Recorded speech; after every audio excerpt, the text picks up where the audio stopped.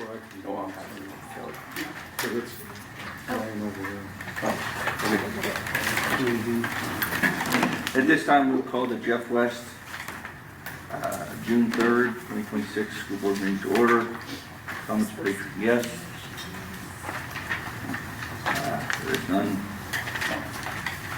We have an amendment to the agenda. We're going to add 5.8, which would be the 2026 and 2027 course fees, discussion on that, and add a personnel item on there, personnel recommendation.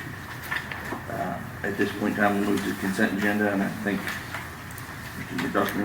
Brad wants to brief us on the treasurer's report. So, if you look at the treasurer's report, there's a lot of red. And that's normal if you have an early meeting in June, because June 30th is the end of our fiscal year. So we just received. Sorry, can we get a motion to amend the agenda? Oh, sorry, yeah. Good job. We can motion to amend the agenda, I'm sorry. So moved. Second. All in favor? 6-0. Sorry, Aaron. Thank No, you're you. good. Good job. So anyway, when this was printed and put in the packet, yesterday we just received over $600,000 from the county in capital outlay and local option budget. By Friday, we should receive our final special ed payment. And then next Tuesday, we report to the state what our final payments were. And then we submit that to the state next Tuesday, and then they calculate, so by the 16th of June, we'll get our final state aid payment. So we are encumbering everything, so there's a lot of red on there, but it's already, most of it would have been in the black already.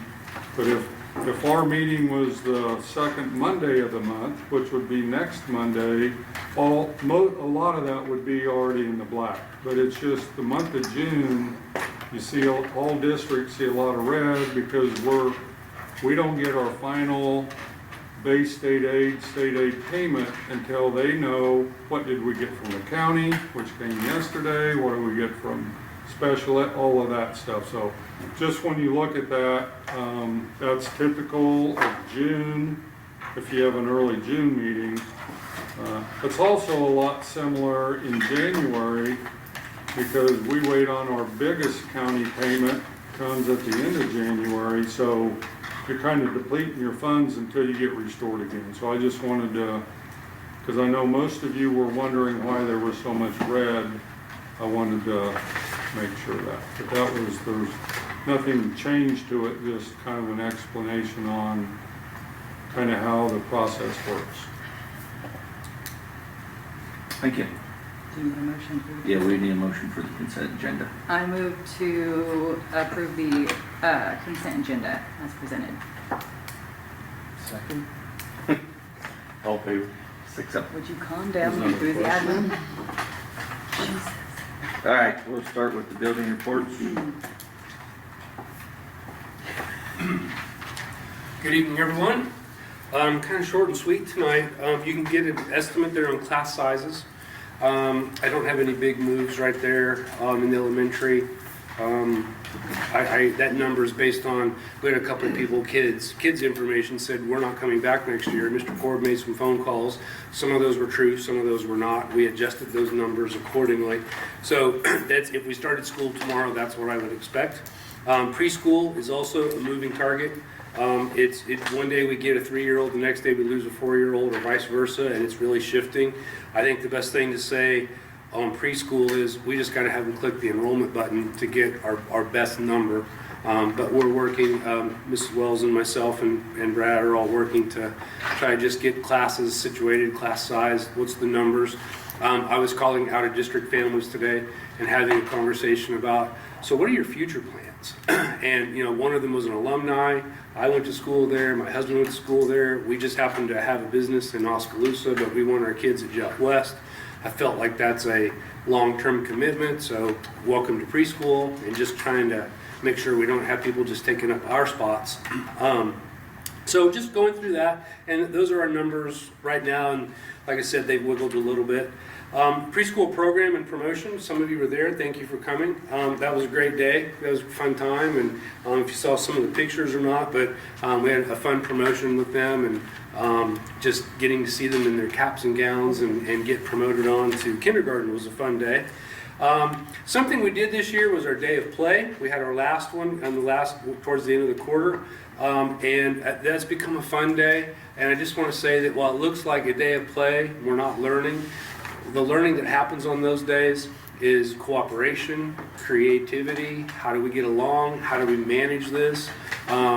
So like at kickball, one great story is a kid, I don't want to play, I'm not good at this. I'm like, come on, everybody's going to play, everyone's going to do it. He kicked the ball, he did kick a fly ball and got out, but on his way back, his entire class stood up and met him as he came back, and they all high-fived him. So that's the day of play, because it wasn't the gripey recess, I'm out, no you're not out, I'm going to go somewhere else. It was class against class, so there was a little tournament going on, board games were happening, and it was just good to see kids playing at a level, and no electronics. That was kind of a part of it too, was just a day of play with no electronics. Spring benchmark testing, I'm not going to steal Haley's thunder. You can see our numbers. She's going to give us a whole district look, so you see that going on. And then just some summer highlights. The hallways are full of desks and chairs and everything. The floors are starting to get shiny at the elementary. Preschool is getting all moved around and ready. We've got some new tenants coming, so we'll see how that goes. And ready for that. Questions? Thank you. Great, thank you.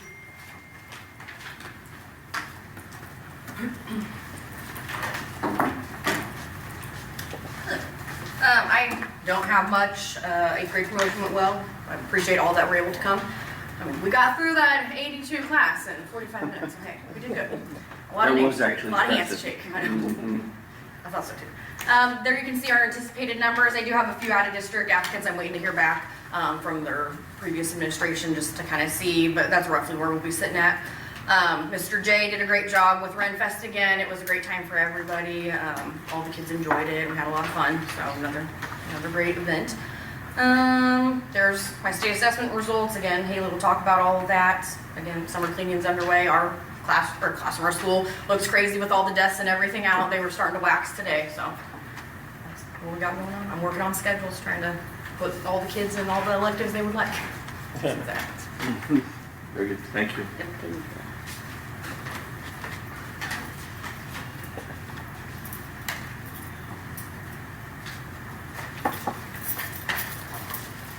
Good evening.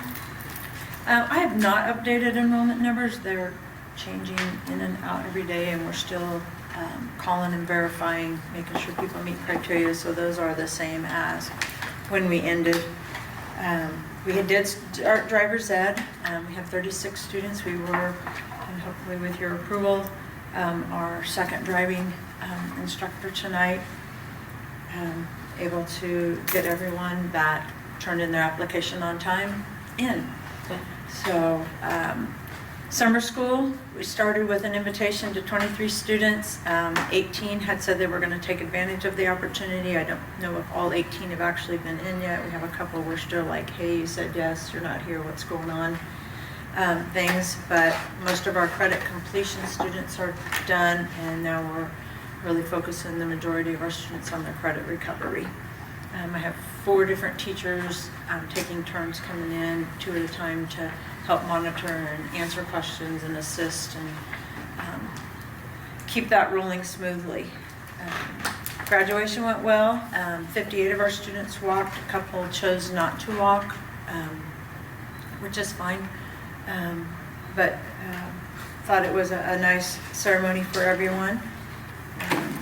Summer conditioning at camp started this week. You can hear our league camp started last week for league volleyball in both buildings. That's a lot of schools, a lot of people coming in and seeing the buildings and participating. So Will that be here every Wednesday, or is it travel? it's here in the middle I school. thought they were all here for the meeting, huh? turn it We around. could go out there and invite them all in. No, we're good. Everybody up here thought I missed, that. I missed something on the agenda. Is it a school And I don't thing? mean to, Is it a Jeff West held thing? Who? Coach hosts Noel this? puts it on. Okay, so it's a good fundraiser for the volleyball, or? I don't know if she does it through the volleyball program or just as a coach herself, she puts on the league. Okay. But a lot of our teams are involved and our coaches are helping. And I think it's good for the kids, because I know when my son was in high school, every sport does some basketball. We had to drive the Santa Fe Trail once. It was like, why don't we host that? Yeah. So it's really good for our community and parents, because they don't have to travel. It brings people in, so. and having the AC in there is a bonus. Not throwing it So- in here, but. The second point there's, half the sentence didn't end up there, so I must have got distracted as I was finishing, but we're having an admin retreat at the end of June. And I don't know if you've shared information with them about it, but that's something that I'm looking forward to us getting together as an admin team and making some plans. And there'll be some other schools also there, and we'll work with them and talk through some different situations. So a nice opportunity for us to do some professional development and teamwork. So, staff needs, high school's office staff, we're trying to figure out all the parameters yet with our situation there, and we can talk more if we need to. And then I wanted to recognize both Carrie Barr and Cole Bottom on a successful first year in administration. Neither had done their roles before, but took on everything and thought handled it very professionally and very well. And I expect them just to be a step better next year as they have a year under their belt. So excited for that. I do have one thing that I'd like you to read for next month, and this is some proposed updates to our course book. And these came about, one, because we had a change of social studies staff after we put out our course book, and just what people have the criteria or credentials to teach. And so we're going to make a little bit of an adjustment, or would like to make a little bit of an adjustment. Instead of an AP U.S. history course, change that to a college concurrent history course, U.S. course. And Coach Dozlik has a certification to do that, so we're able to move the schedule around and make that work. So we still have the opportunity for that higher rigor history in there, and so that's one of our proposals.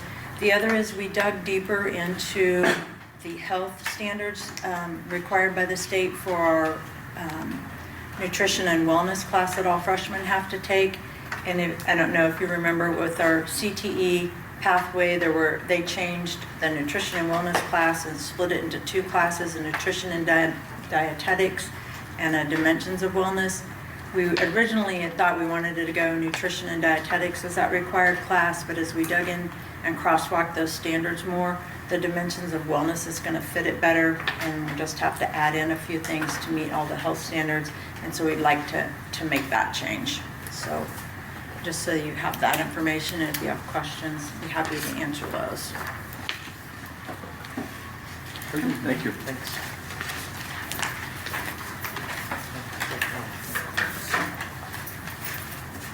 Good evening. We officially ended our athletic season, so just kind of a quick recap on our postseason. For track, we sent 7 athletes to state track in Wichita, where we competed in boys long jump, boys triple jump, boys discus, boys shot put, the boys 4x1 and 4x400 relay, and the girls 400 and 800 meter dash races. From those placements, Brinley Kuntz placed 3rd in the 400. She almost placed 2nd. She missed it by 0.01 seconds behind 2nd place. But she did place 1st. She's a state champion in the 800 for 3A girls. So congratulations to her and her family on that accomplishment. Baseball and softball, they both finished as regional champions this year. Baseball will go on to, unfortunately, lose in the first round of the state tournament to the eventual state champion in Girard. So tough competition to begin with. The girls, they finished in third place, champions after the consolation game. I'm sure you guys all heard about the dilemma there. So the game got delayed, Bless rained their out, hearts. rescheduled, Bless rained their out. heart. The girls got to take the medals home. Keisha's going to mail us an extra trophy for being third place champions. Boys golf, they placed third at sub-state, so they qualified as a team for the state tournament in Lake Shawnee and Topeka. They competed at day one, but unfortunately they didn't qualify for day two. I think we had 2 golfers who were 2 strokes behind competing in day 2. Like Mrs. Frigg said, we have high school, middle school weights started this week on Monday, June 1st. And then upcoming, we've got high school, middle school coaches getting their camp started. We've got 2 camps going this week with middle school volleyball and middle school football, and others are coming up throughout June and July. Something to keep you guys aware of, our contract with Pepsi for our vending needs is expiring on July 31st. It was a 3-year contract. So Mark Leslie and I met with the Pepsi rep to negotiate on a new contract or to begin negotiations. Actually, negotiations were more kind of talk about what they could do to increase it. And so what we proposed to them was right now we get a 20% commission on vending machines in the cafeteria, and we proposed a 50% commission. They give us right now $250 worth of free product. We talked about giving $500, and they also pay us $1,000 before or on July 31st. We talked about maybe $1,500 there. Pepsi also in the past has done scoreboards. So we talked about what would that look like, and they said that most of the times they've done up to $20,000 worth of new scoreboards. That would probably be a part of a long-term contract deal if that were to be the case.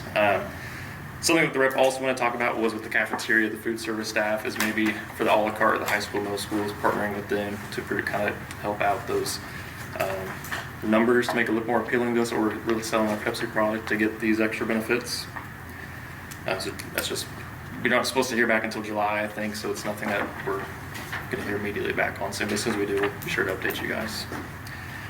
Staff needs, we're still looking for middle school assistant volleyball coach, high school head girls basketball coach, middle school assistant track coach, and high school assistant boys coach ×2, but hopefully we can knock some of those off after tonight's meeting.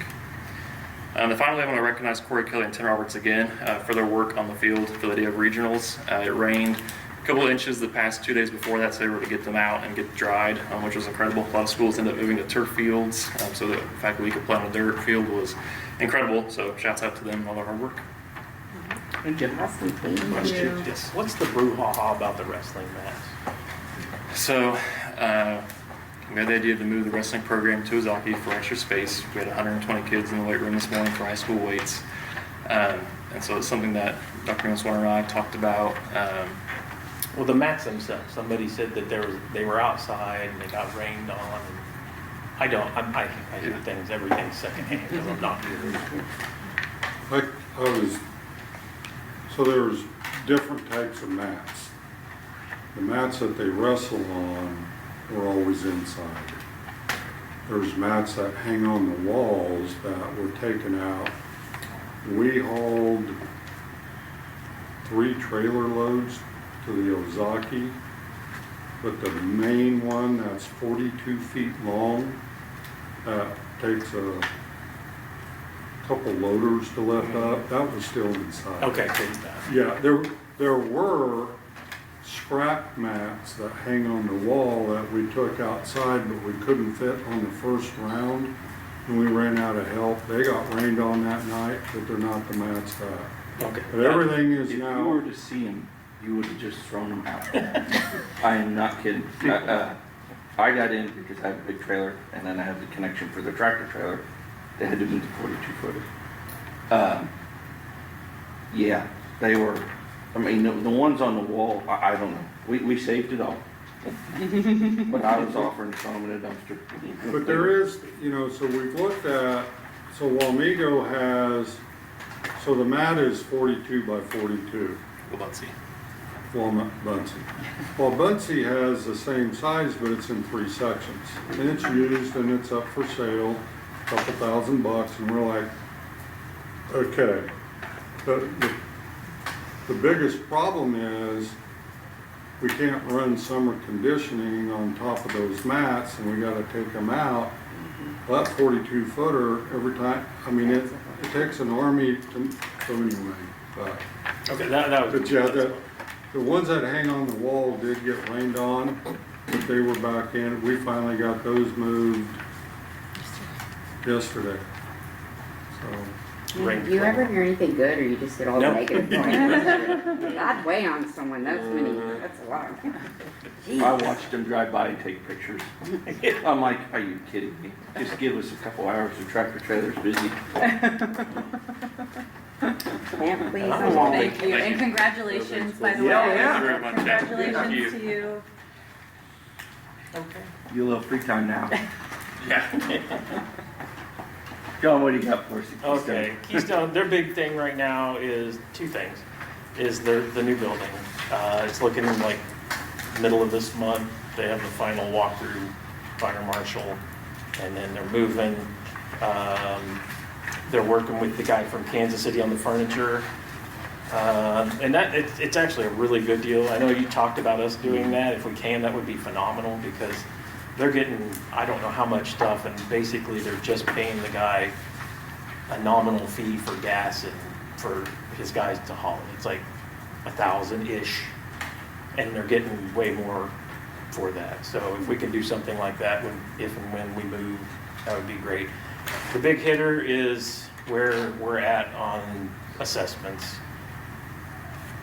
We are actually we're not where they want us to be, but we're in better shape than pretty much everybody else. I mean, In the cooperative? yeah, because they're saying this number, and they're saying, yeah, we're thinking this number. So we're closer than they are, but what are we, 15,000 apart, 20?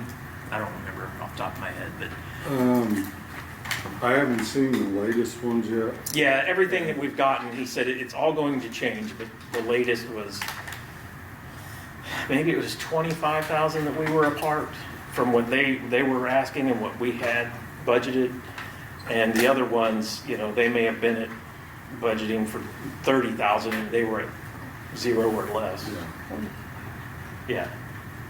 And so, I think everybody's gonna have to make a tough decision. We're in a little better spot, but it doesn't really help us much, so we just have to figure out what we can do. We've got that as an item to talk about after the assessment, after the budget. On the move, they are planning on hauling everything out of Ozaki and over there next Monday and Tuesday. They can't take over business in there until after a fire marshal inspection, which is why they gotta get the furniture in, get it set up and all that. So that'll be probably another week or so. So I just told Doug, conduct business however you need out of there, because we're not just gonna up and move over there. So, we probably won't start cleaning it, because we're gonna wanna clean carpets, we're gonna wanna, so. But I think totally, maybe around the 18th of the month, they can officially conduct business over there. But it's close. It's a madhouse over there, because everything's sitting in the gym ready for the movers to come in. Yeah, thankfully they have movers. Yes. I do want to get back to what we were talking about before. As us being the bigger shareholder, it's pretty impressive that we're in better shape than some of these other schools. Yeah, Because when you go down through there and look and see what little they have to pay compared to what we have to pay, it makes you feel a little bit where we are in the district as a whole. Which is something we have to look at, because they also showed numbers of like the state average for special ed. And Yeah. the state average is 13-ish, and there was only one that was close to that number, and there were some 22-ish. We were probably third, around 19, 20. And I don't know, this is You're well talking beyond. percentage? Yes. Percent? Okay. Yeah, of students that are considered, that have some service. But we're still like 18, or not 18 something percent. Yeah, we're 5 or 6 points above the state average, and this is well beyond my purview, so I don't know if there's any way to look at that, because that would also lower, but also, if they need it, they need it. There's nothing we can do. Yep. So, which that takes us down a whole other rabbit hole. We'll go right on past that one. Yeah, right. You Yeah, guys it says we want- have to be done No. early tonight, so we can't dive into that right now. But I am thinking when they do move out of the Ozaki building, Erin will be there by herself for a month or so. Come visit. I guess we're on to board issues 5.1. The budget hearing, republishing the virtual education budget. So, This was in your notes. yeah, and I gave you just a copy of, this is what was put in paper. And anytime, so we build the budget, so in July, I'm gonna build the budget, anticipating how many kids we have and all of that on September 20th. And over the past several years, we've never had, we don't have more than around, other than when we had our own virtual, we average maybe around 4 or 5 kids that take virtual through Greenbush. And that's around $30,000 that we collect and transfer to Greenbush. We get to keep a little bit of it. Well, this year we had like 12. So we received the money, but we didn't have the authority because we only published 34,000. So I republished it to give us the authority to send to Greenbush the money that we have. So we just had to, so when you republish a budget, you can have the hearing during a regular meeting because you've already approved it, you're just asking to increase budget authority to spend the money that you have. So 5.1 is a hearing in order to see if there's any patrons that have questions about it. Okay. A question? You ready? So then 5.2 would be to approve the, Yep. 5.2 approve the amended virtual education budget. I move the board approve amending the virtual education budget. All in favor? 6-0. 5.3, community bond committee update. Sandra Moma, good to see y'all. We had a fantastic meeting. We met last Thursday at 11, and we intend to meet Thursdays going forward at 11. This time we were at Gambino's. We may move around, but that's where we were. Really great meeting. The people that were there, me, Melissa Wellman, Jeff Van Petten, Lacey Heller, John George, Colette Graham. I had a miscommunication with Monica Bruner, so she didn't make it, but she is willing to serve. And the minute we hit the door, we all started talking, and I never did get an explanation why Steve Scott wasn't there. Maybe he needs to be there by phone, but he is willing to serve as well, but he was not there on Thursday. I'll speak to that real quick, only because he's mentioned it to me. Good. And, yeah, he works full time. Yeah. He wants to be so involved, but it sounds like finding a time for everybody doesn't work. Well, and we're hoping that we can just get him by phone, and I have not talked to him about Okay. that, just Sure. kind of have him there available, because Sure. it is tough, and we said, we all know how tough Yeah. it is. I re-engaged with April Schaefer. She's the lady who was previously researching the grants. The committee is interested in kind of pursuing some of that information. We all understand there are criteria involved with grants, but we're trying to address things that the community had issues with. So that was one of them, and we want to kind of dig a little deeper into that. Also, let me back up and say that I'm speaking for myself. I think my comments are representative of the consensus of the committee, but these are kind of my thoughts. Jeff asked us to come to the meeting at identifying the 3 biggest challenges we thought were present with the previous bond issues, and we kind of narrowed those 3 down to mistrust of the decision makers, board administration, and those allocating the money, not necessarily you folks or current, past. You don't get anywhere in a day. It's process, but there's some mistrust out there, we feel. We're hearing that there are too many wants on the bond list and versus needs. So we're kind of digging into that. And then it's just unaffordable for many of our taxpayers. People are having to make choices.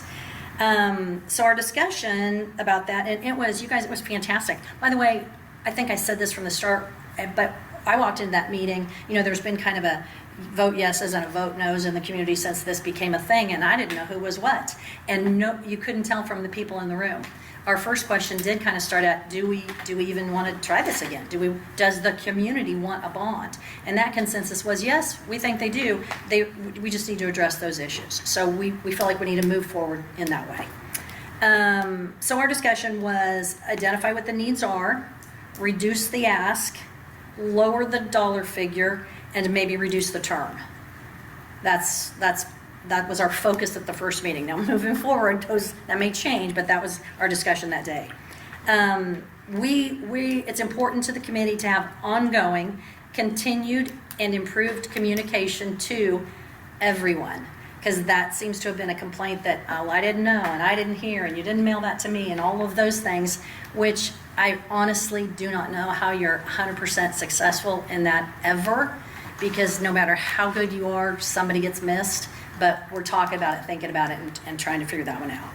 And we're also, on that note, we're talking about taxpayers who are fitting that property tax bill, homeowners who, same thing, probably, renters, people out of district, people with kids, everyone. We're not just looking at one group. We want to know what the needs are of everybody who's trying to do business, whatever that looks like. I don't mean business theoretically, trying to be in this community.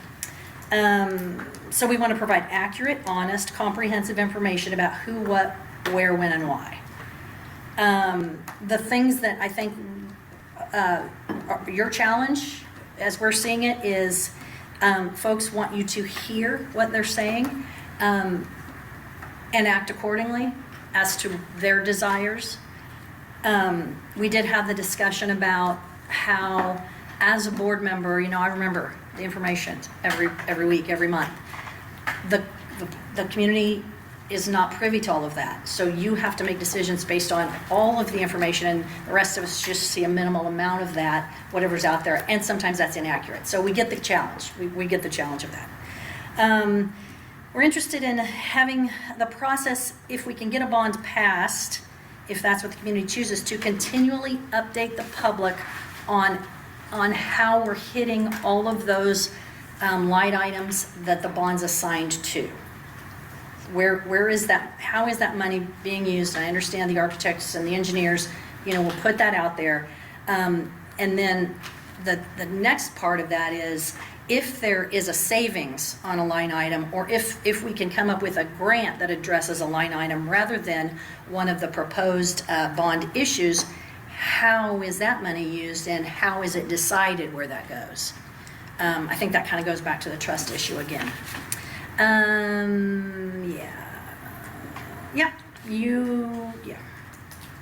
Oh, so my question then is, our homework was to go through the lists, each of us, and kind of see what, where we thought the needs versus wants were. And we meet again tomorrow. I mentioned that. So we're going to start going over that. But my question, and Brad has been a wealth of information in providing anything and everything we've asked for.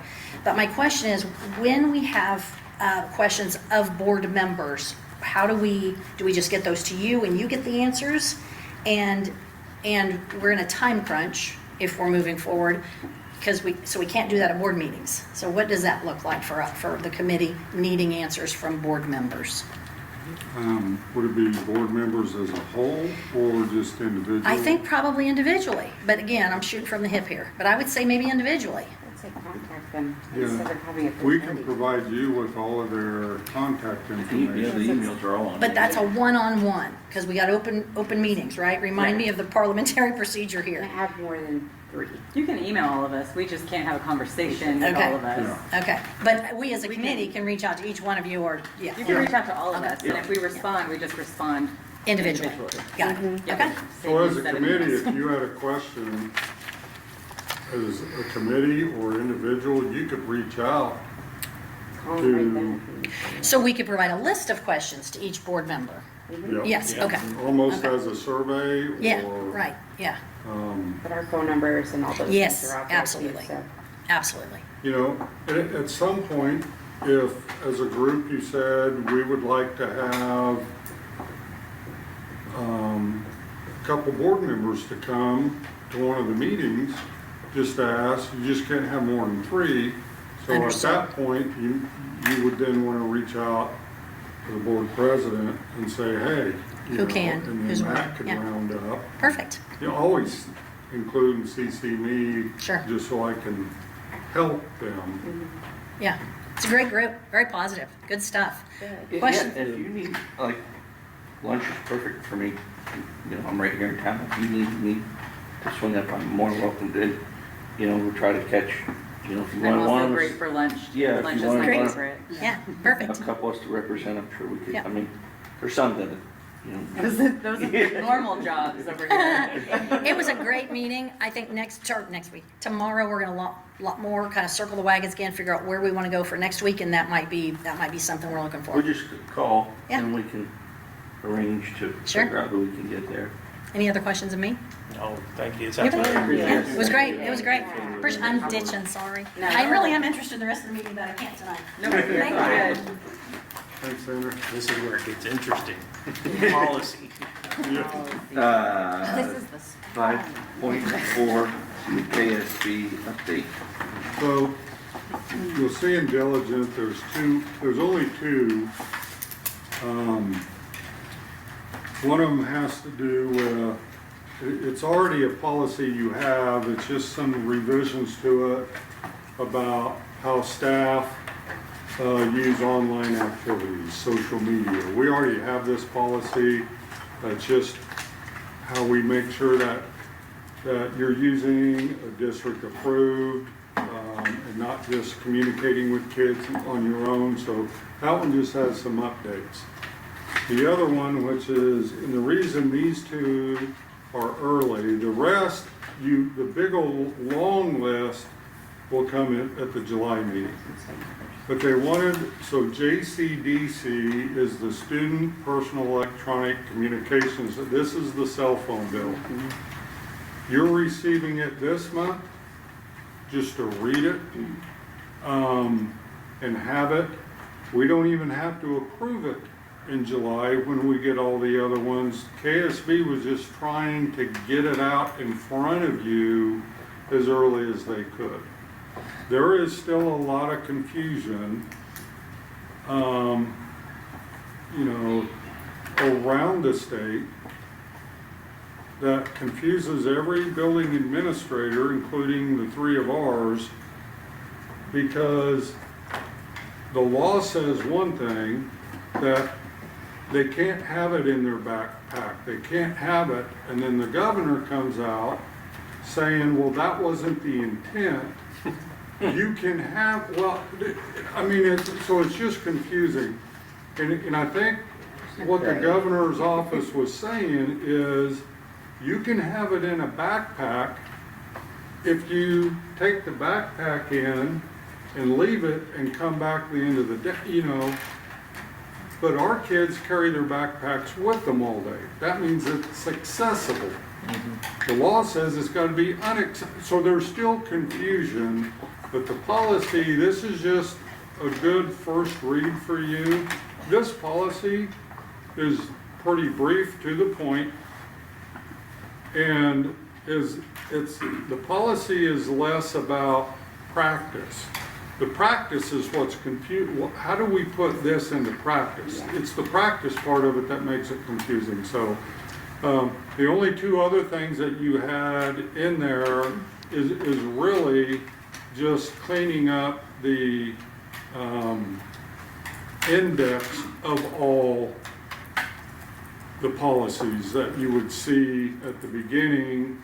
It's just updating it because there's new ones, so anyway, I just wanted you to have those since they got those out to us just last week.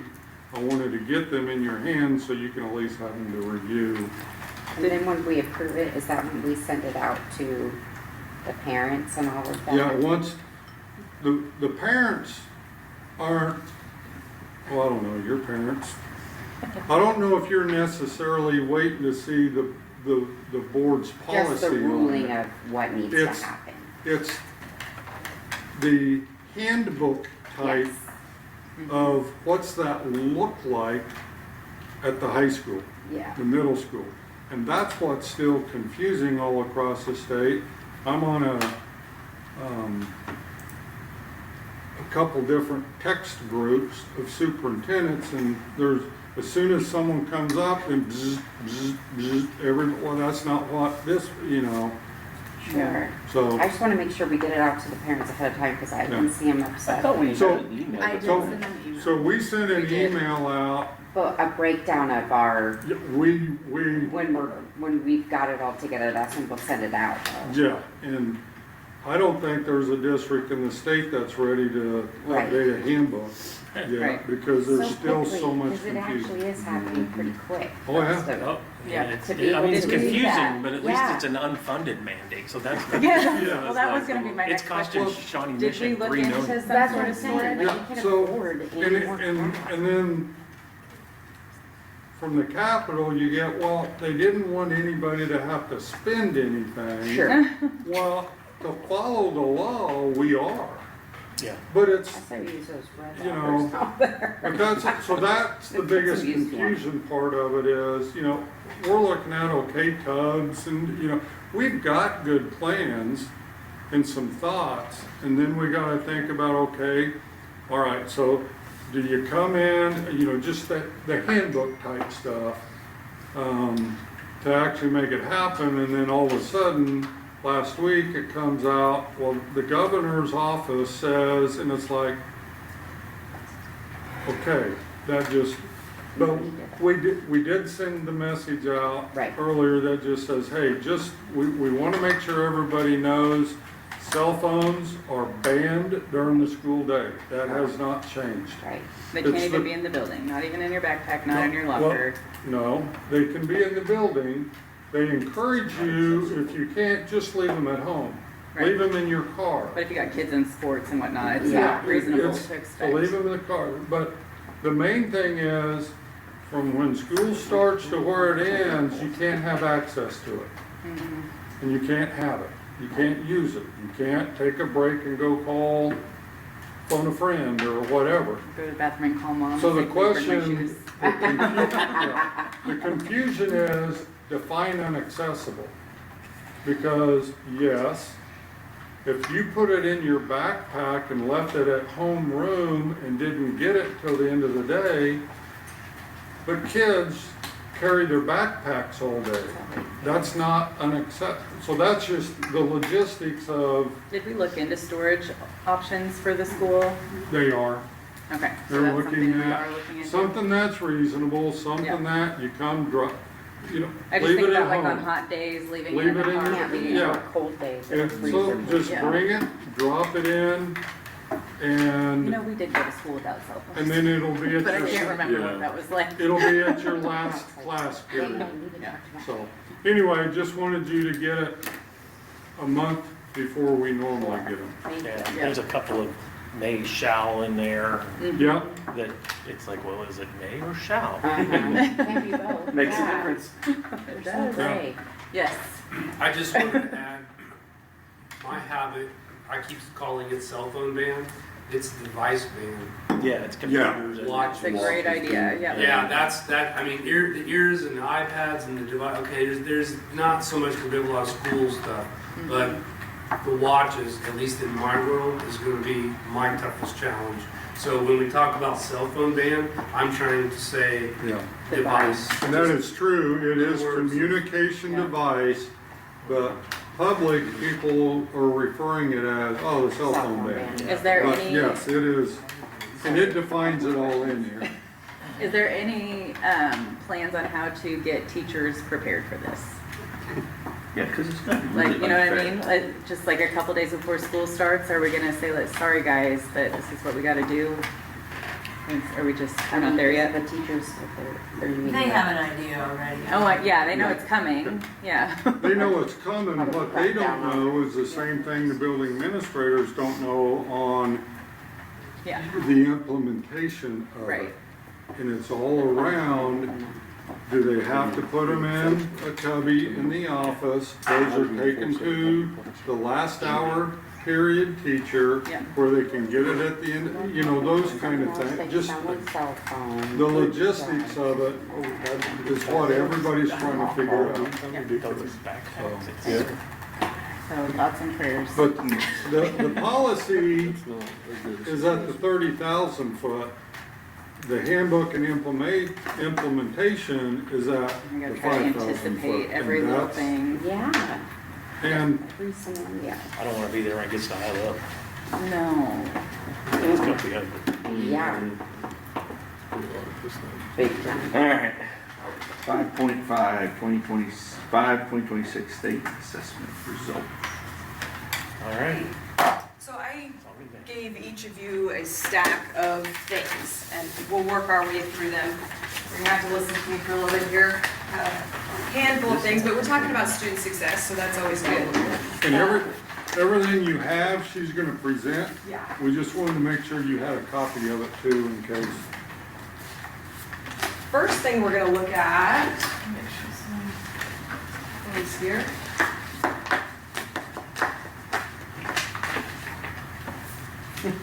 First thing we're gonna talk about are our CAP assessments, so our end of the year summative state assessments.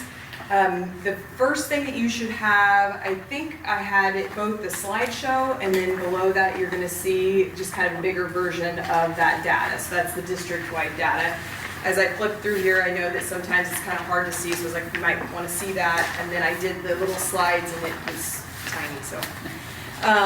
So just some background information really quickly on our summative assessments. So each year, students in grades 3 through 8 and 10 will take the ELA, the English Language Arts, and then the math assessment.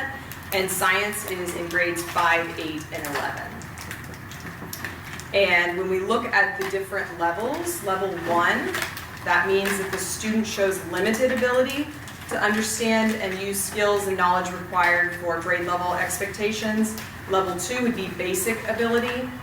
3 means that they're proficient, and then 4 is advanced. So we're wanting to see our students in that 3 and 4 range. And as after I get through this, we're gonna talk a little bit about at-risk and some new accountability plans. And we're also going to talk about a new bill with literacy plans. And this all kind of ties together. So you'll kind of get it once we go here. We're first going to look at the ELA for our district, and overall, we did really well. We continue to be above the state average in most areas. We do have, you'll see in 7th grade, there's just a little blip there, but we have talked about it at the district level, admin, DLT, and we kind of know why some of those grades have, that's a grade that historically has had long-term subs. There was a period of time we didn't have a teacher, so another thing to think about, we are talking about student success, but I do like to also point out that teacher recruitment and retention, how important that is, and how important those teachers are to student success. You have to explain this to me every time. Yes. This is this year's 7th grade. So this is, if you look, this is all of the data. So this is the 2026. For last year's 7th graders. So in like March, April. Oh, 7th grade. This is grades, yeah. So these is grades 3, 4, 5, 6, 7, 8, 9. This year's 7th graders, Right. this year's 8th graders. Correct. And the green would be the district scores and average scores, and then blue is the state. And then on the next page, this is what I like to focus on a little bit, because we do a really great job. If you look at where we compare to the state, and this breaks it down to the different levels, we do a really great job of making sure that we, like if you look at level 1, right, which we said, level 1 is that limited, and you can see that the state, like in grade 3, it's 26% is at that lowest level, where we're at 15%. And so we do have systems set up within our MTSS, our different intervention tiers. We do a great job of moving kids out of 1 and into 2. And I think that an area that we really need to focus on, and that's our core instruction, and that's moving kids into those 3 and 4 levels. Because that is where you can kind of see, okay, why do we, we're just looking at 3rd grade because it's at the top there, we have 11% at that level 4. Why is the state above us? Why we should be able to get there. And so that's where we focus on that core instruction. And that's going to tie in with what we're going to talk about next with the at-risk and all of that stuff. So that just breaks that down. And that is just the ELA that I'm looking at right here. You have all of that. I'm not going to spend a ton of time. You can kind of look at that. We don't need to dissect this really. But did well on the math. You will notice that on science, we do not have the 11th grade science scores. So just like, I don't know if you remember this last year when I talked to you guys, the science, the test was not a good test. And so they reworked the test, and then right now, I believe they have groups of teachers, and they're meeting to make sure that they have those different levels, and hopefully the test is good, and hopefully we'll have those scores in the fall. So August, I'd say, beginning of September, we should have those scores. Unless that test wasn't great, and then they'll rework it again. So hopefully that's not the case there. Do you guys have any questions on? Maybe you'll get into Yeah. it when we talk about high risk.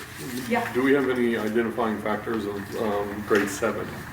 It looks like they've struggled in those categories. Yeah, so that is something that we discussed. Historically, that has been a class in general that scored a little bit lower, but that was also a class that we kind of went back and thought, we remember in 5th grade, several of them had long-term subs for different reasons. When they were in 6th grade in English in their language arts class, that was a year that we didn't have a teacher, and so they had, I think it was like three different long-term subs. The principal taught it. Yeah, well, I mean, yeah, okay. We're not going to her out like that. Oh, dang. There was a lot of in and out, and that's just, that's why it's so important to be able to have good teachers and keep them. And so, any other questions you could think about there? And we'll this will all tie together as we move on to our next thing.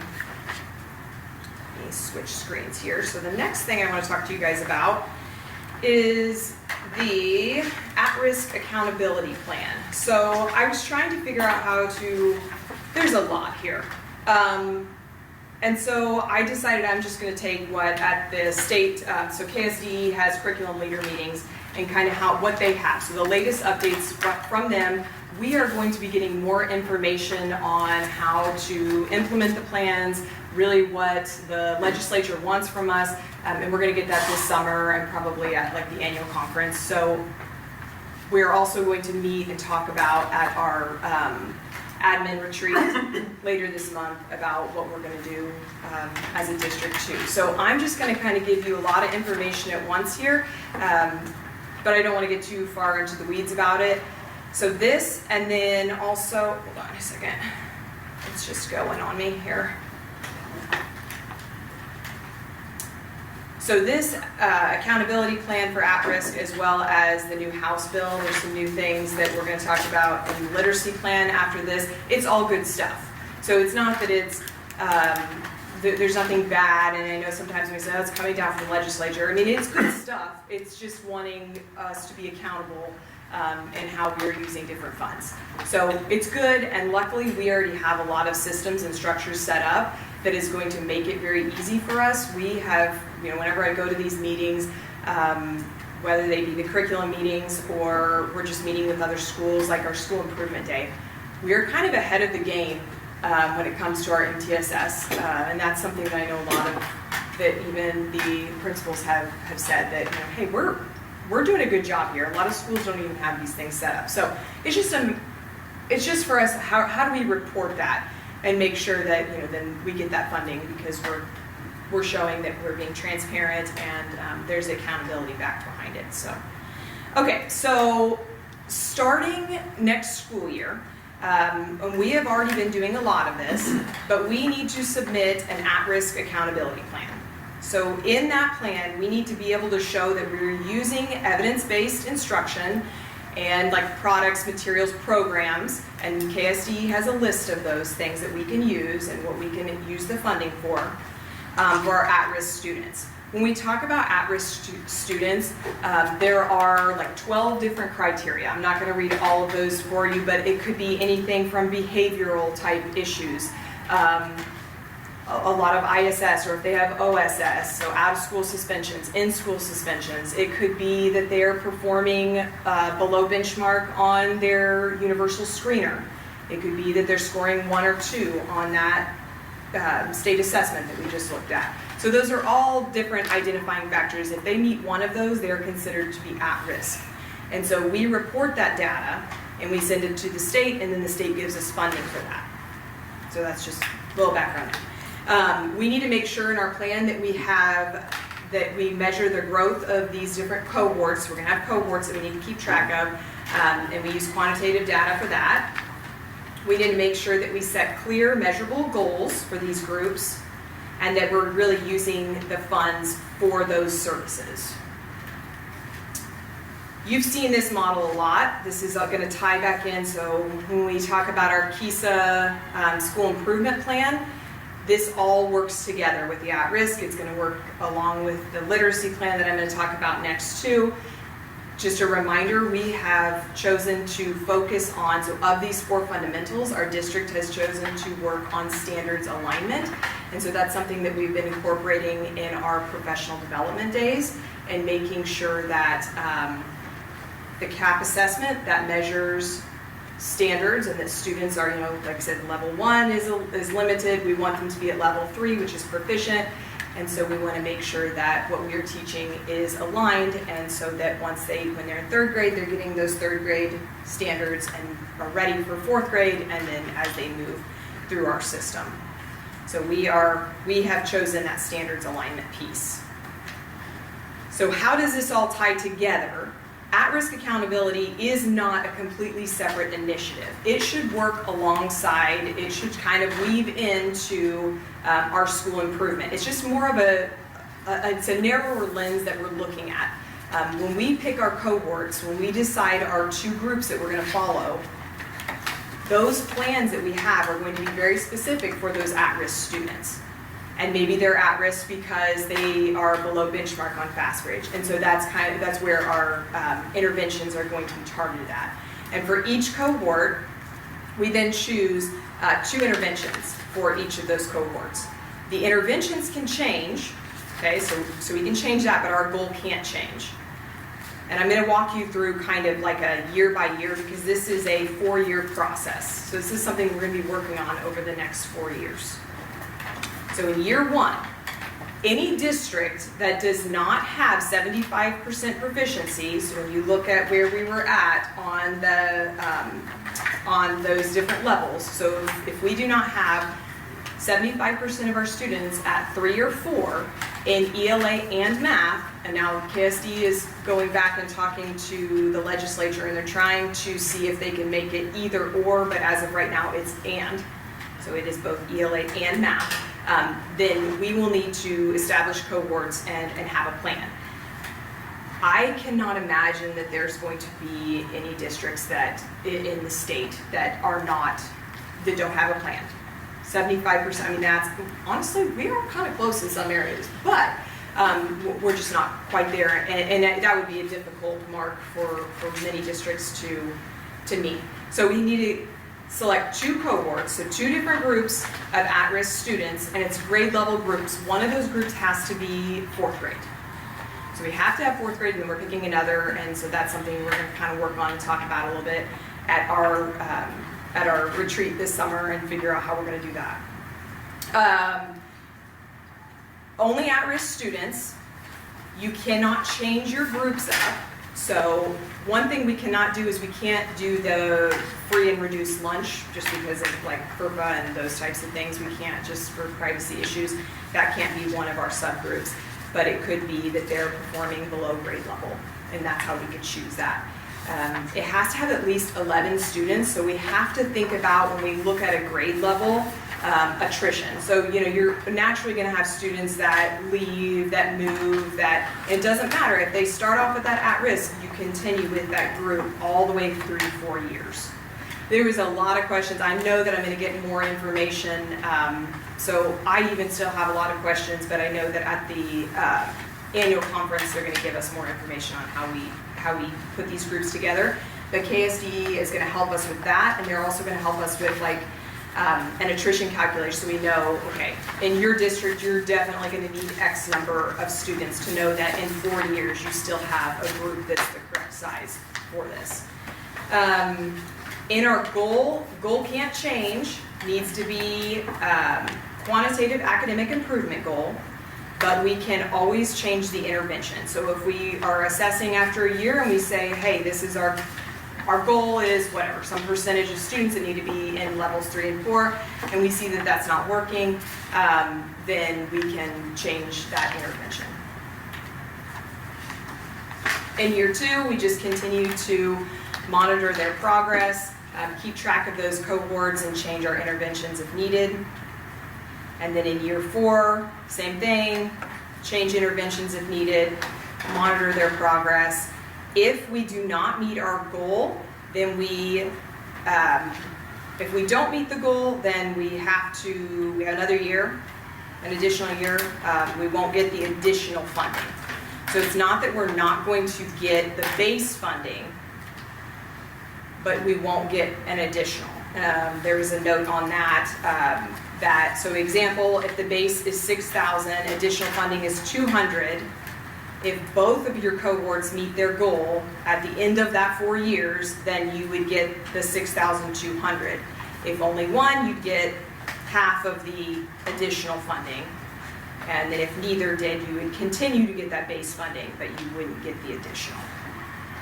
So, and you may know more, Brad, about, maybe you have some more information on the funding piece of it, but I haven't heard a ton about that, and I really haven't gotten too deep into that. So we get our funding no matter what. This is like an incentive. Like, Right. If we can get to Yes. 75%, which nobody is at hardly. We just Yeah, keep, there's no school in the state that is at 75%. So if we can be the miracle makers, we can get some extra money for our school. The challenge Is the with plan. this is your most high-need school districts There's no way. are Yeah. going to be penalized the most because they, Yeah. Counterproductive. Exactly. it is.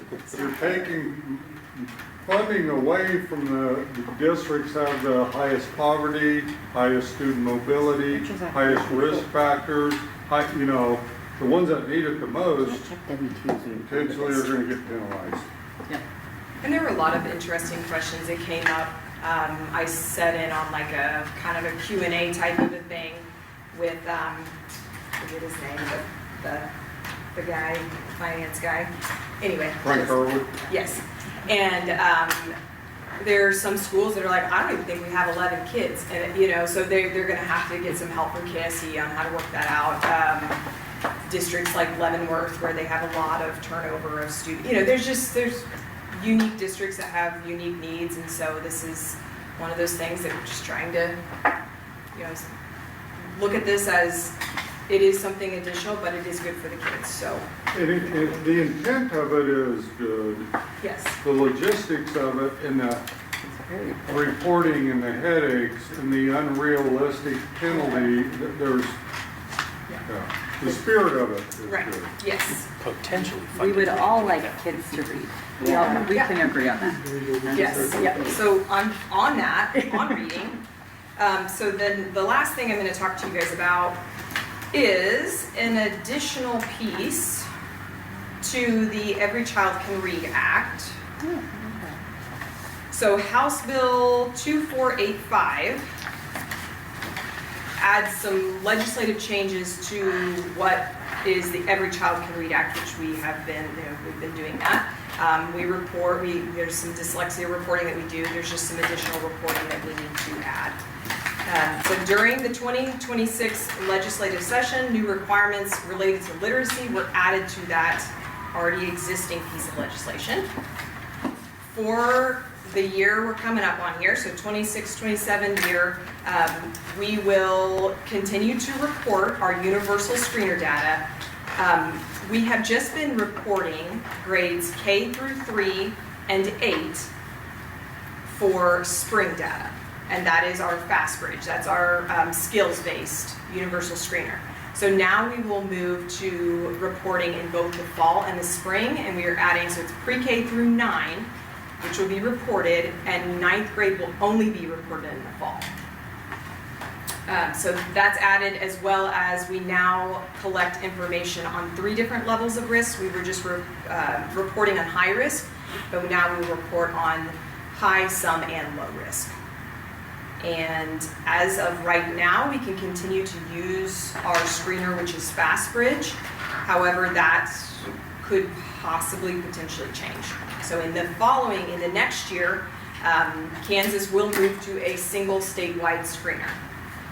We're really hoping that they decide to, or I don't know what everyone else's feelings are on that, but I hope that we stick with Fastbridge because we've become familiar with it and teachers have been trained in that and we're comfortable with reading those reports and analyzing that data. Districts will be required to develop individual literacy plans for students K through 3 that score in that high-risk range.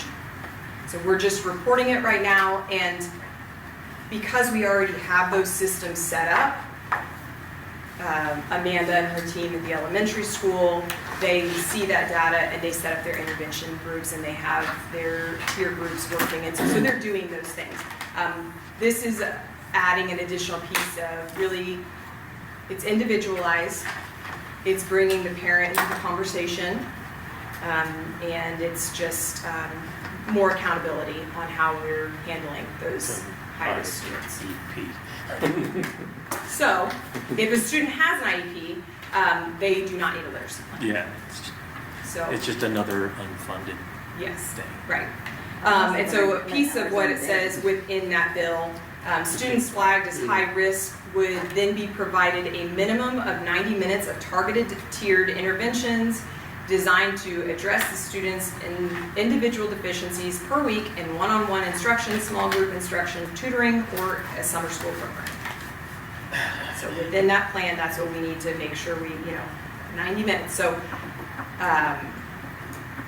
90 minutes during the school day?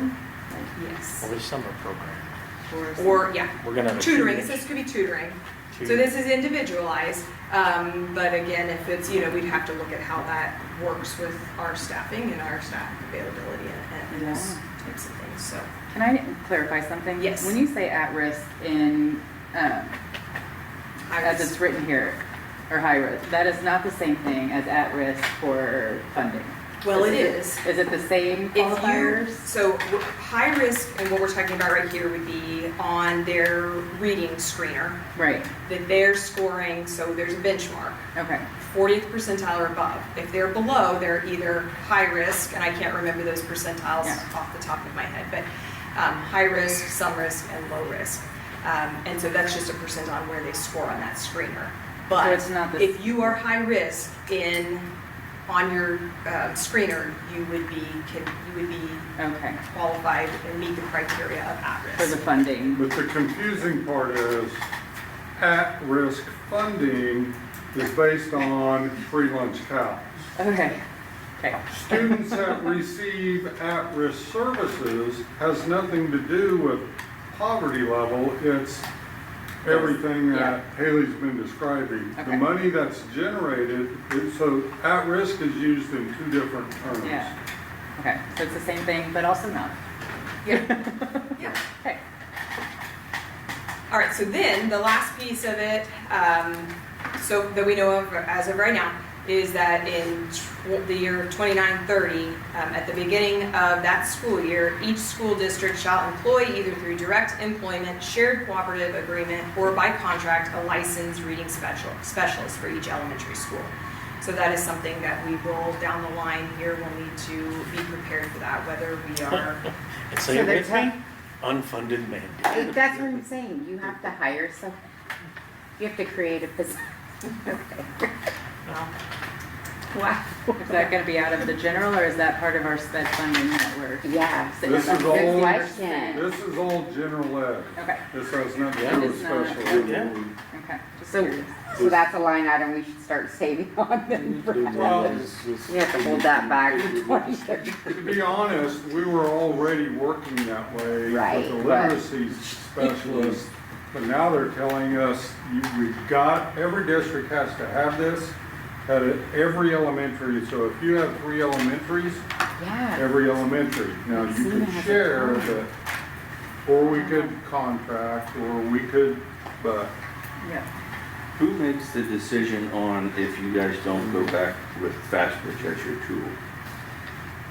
so that is, I believe they have like a committee, KSD's gonna have a committee, and it's going to be, like, they have I don't know, I can't think of the word off the top of my head, but basically they're gonna look through it without knowing what each, so it's like unbiased, and make sure, like, just scale, like, look at a rubric and score the different screeners and decide. A lot of districts have gone to FastBridge because the state was paying for a portion of that. They're not now, but they were, and so a lot of schools went that direction. And I don't know, but if it's a kind of a blind evaluation, then Thank you.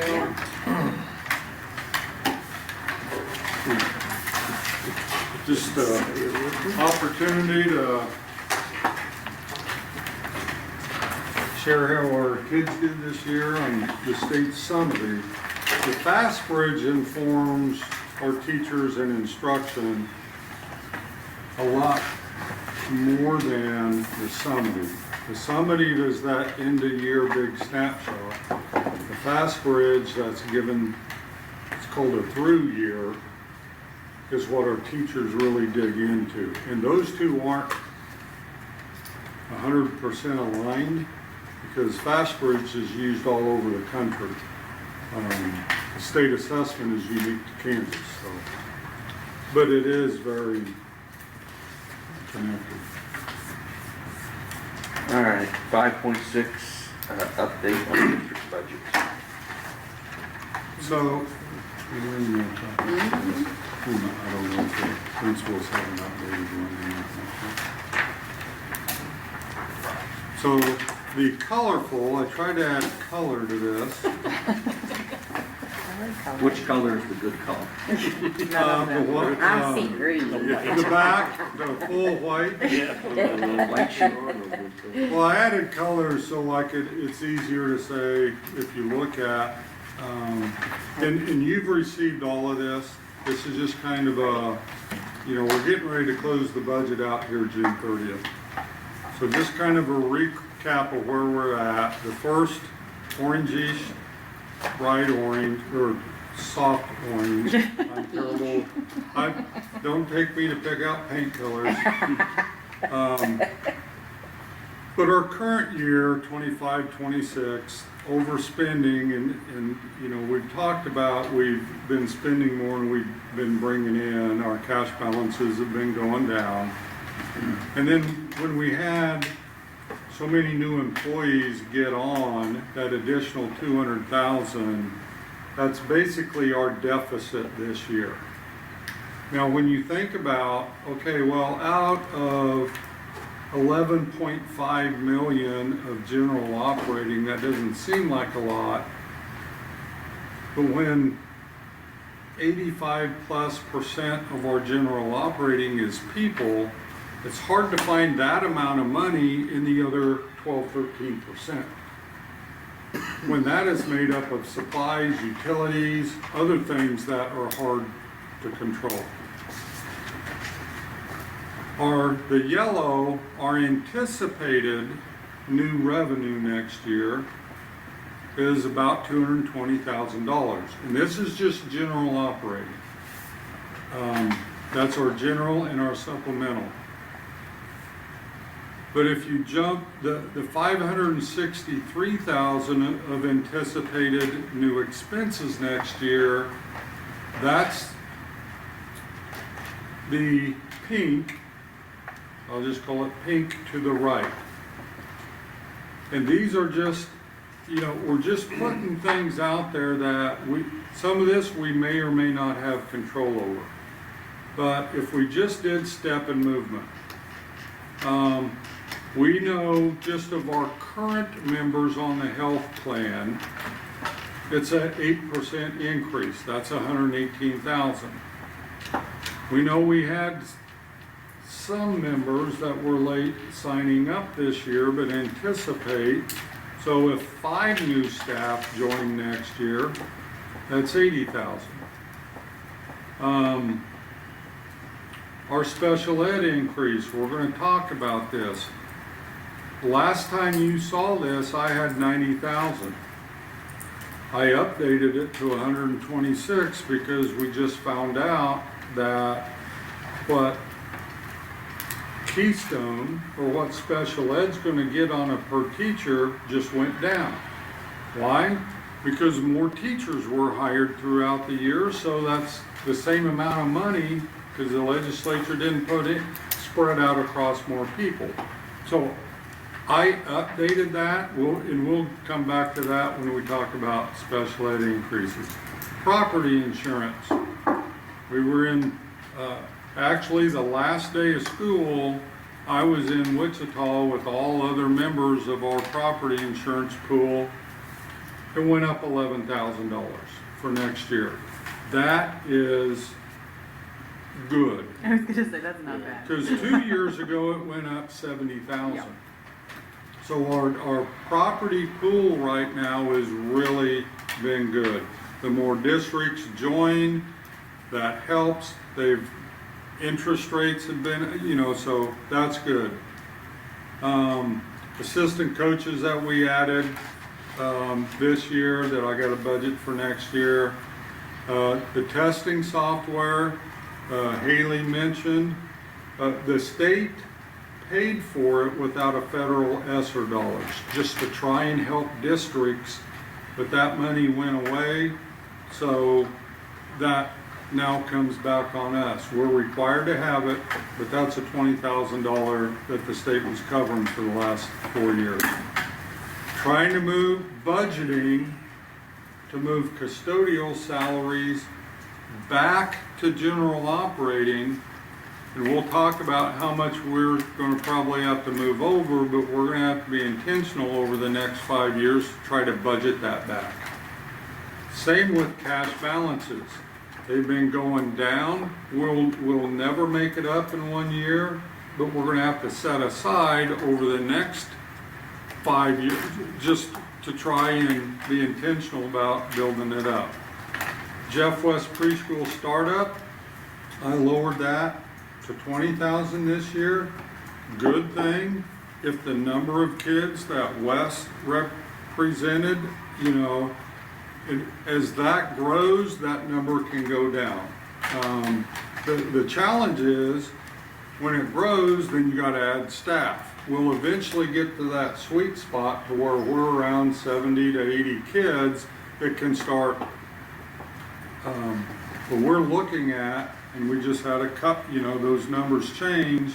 We're at around 57 to 60 kids.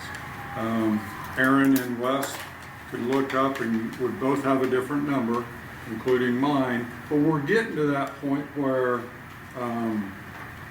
so that's $563,000 of anticipated new expenses.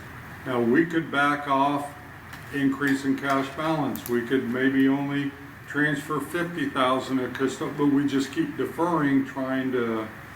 Just borrowing from the future. Yes, yeah. So that goes back to the yellow. Anticipated new expenses next year. We're going into next year 343,000 upside down. In the blue, so we need around 350,000, and we're not going to solve it all this month. We're going to have to keep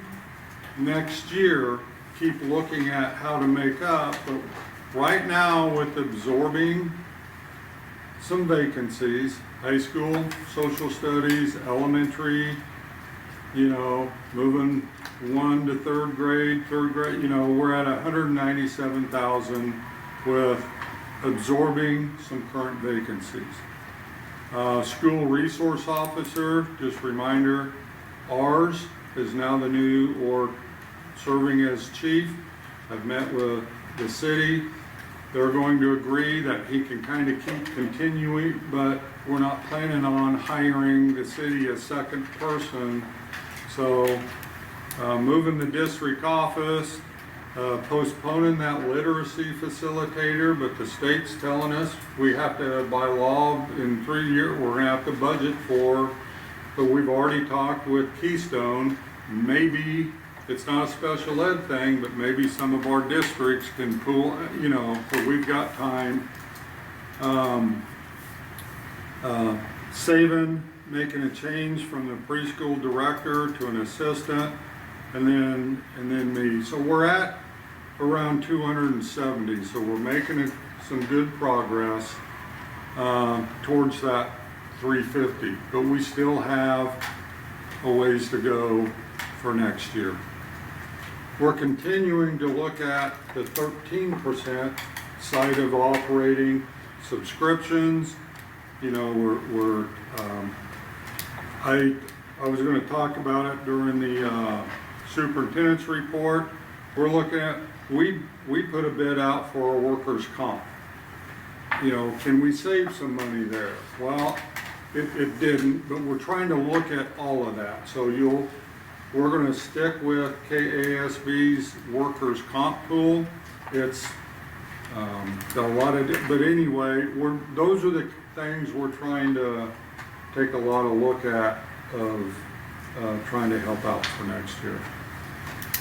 So the gray area is what I'm anticipating. We're finalizing encumbrances, but to close out this year, around 350,000 of custodial salaries.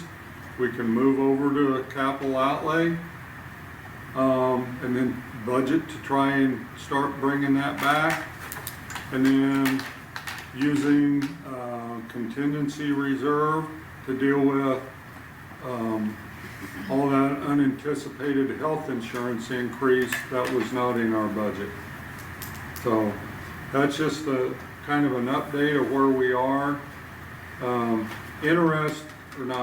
Unique. The next board meeting is July 1st. July 1st is a Wednesday. Budget ends June 30th. So that very next day, we will be finalizing, so I'll be able to report to you that evening what that all actually played out to be. So we will have it closed out by the July board meeting. It just happened. It's kind of interesting how many times the first Wednesday of the month this year was the first day of the month. Yeah. Anybody, any questions or? I guess we'll probably have more questions next meeting. I suppose that, or I guess, Yeah. 5.7, the Keystone Special Education Assessment, you touched on that. Well, and this is more for, to be able to help John when he goes back to the meetings. For me to be able to share with the other superintendents when we have our meetings.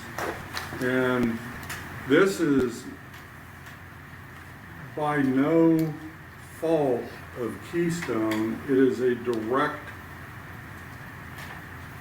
reflection of a couple things. One, but this is statewide. Every school board and every school district is dealing with this. The percent of students nationwide that have an IEP has gone from 13% to around 18-19%. In some districts it's 24, but state averages. So more and more kids are being identified, which is requiring more staff and personnel. The other unique thing with Kansas is we rank one of the highest in the country with the percent of teacher to student ratios. I'm going to say nationwide it's like a 10 to 1, and Kansas is around 7 to 1, and Keystone is around 5 or 6 to 1. And so it's staff meeting the needs, because state funding is based off of predominantly how much we pay out, we reimburse you for a licensed special ed teacher. And the state doesn't know, so at the end of this week, we will get our last payment. that last payment is going to be down statewide because there were more teachers hired than anticipated. So that just takes the same pool of money and spreads it out across more teachers. So we're all in a bad spot. We're going through all of these, how do we reduce? Most districts are. The challenge with special education is, we can say, well, we're not going to offer that section of classes. By law, you have to fulfill the IEP. So that puts the special ed community in a tougher situation. And the last number I saw was around 130 some. It was around 180.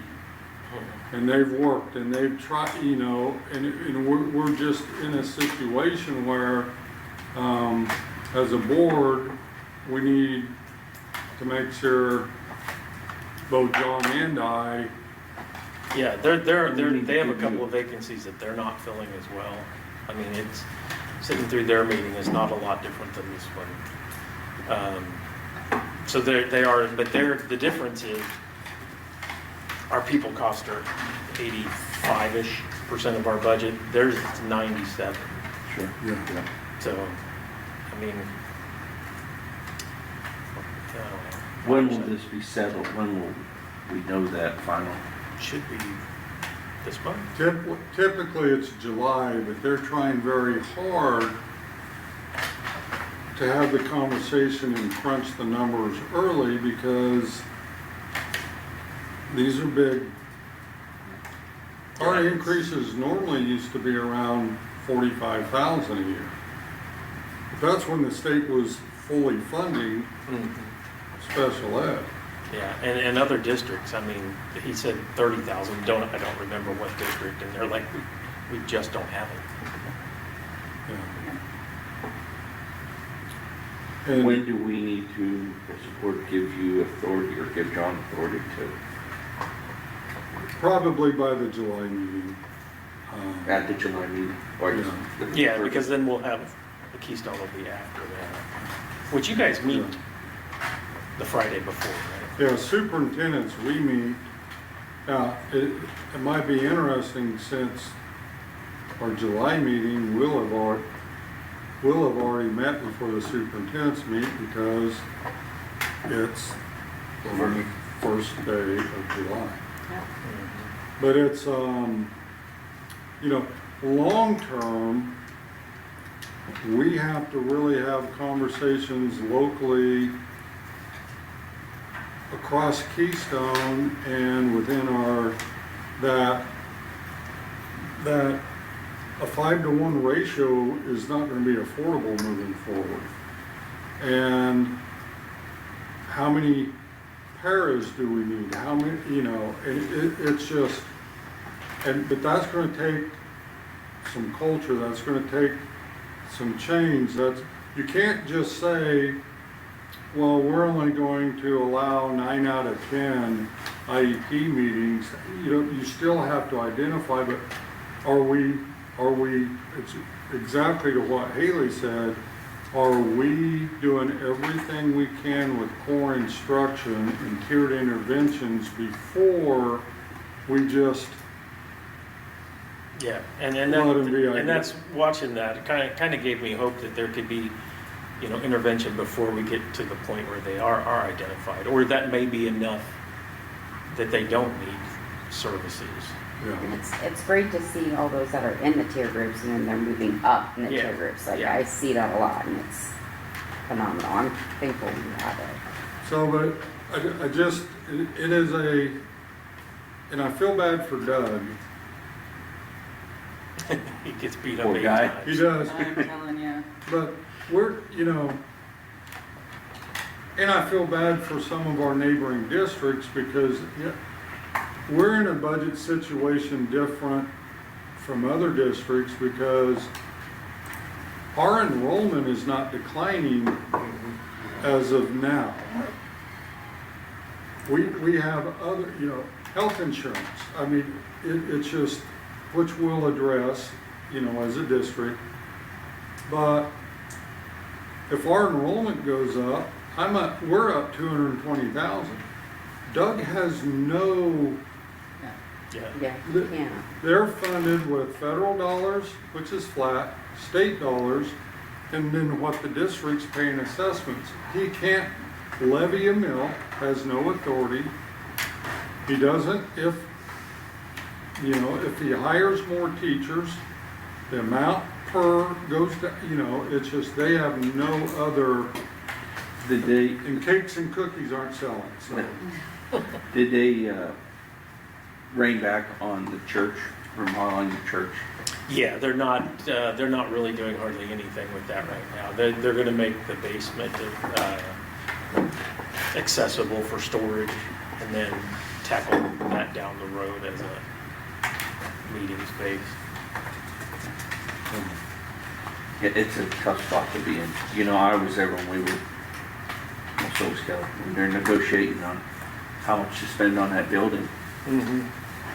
And I kept, for us it was a lot. I can't imagine how. Yeah, and to their credit, they're getting multiple bids for everything.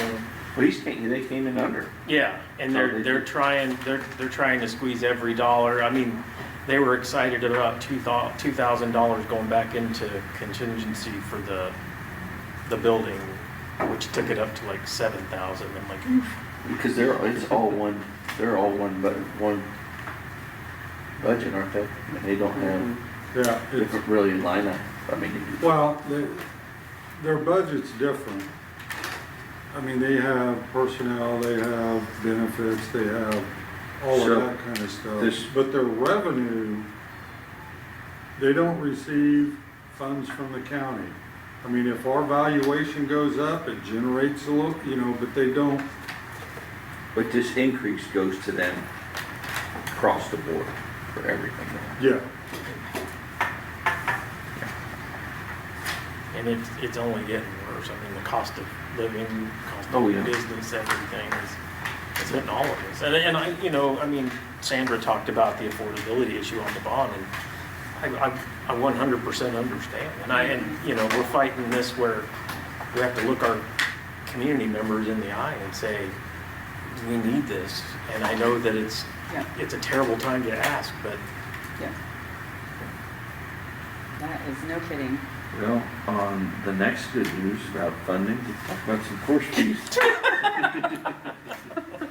Walk right into that one. There we go. Well, Tell me some good news. okay, so the good news on the course fees is,